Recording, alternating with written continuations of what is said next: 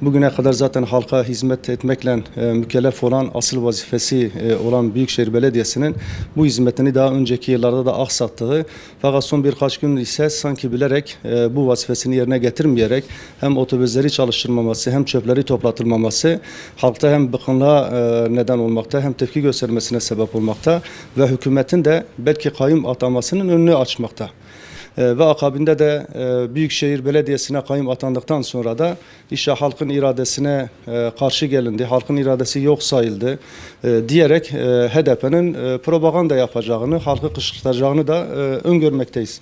Bundan dolayı siyaset kurumu dürüst olmalıdır, halka karşı dürüst olmalıdır ve aynı zamanda belediyeler hizmet yeridir ve halka hizmet etmekle mükelleftir.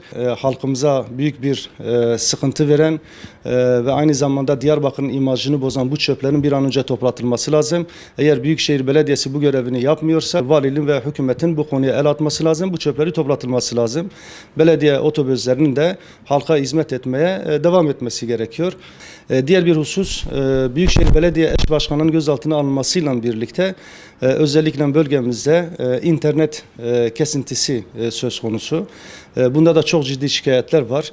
Bildiğiniz gibi gerek kurumsal şirketler veya online olarak işlemlerini yapan işverenler maalesef şu anda internetin olmaması nedeniyle işlerini yapamaktadırlar, işleri aksamakta ve bu konuda da gerçekten büyük mağduriyetler yaşamaktadırlar. Yani internet özellikle bölgemizde 11 ilde kesintiye uğradığı, kesildiği söyleniyor. Bir an önce bu zulme de son verilmesi lazım, halkın mağduriyetinin giderilmesi lazım.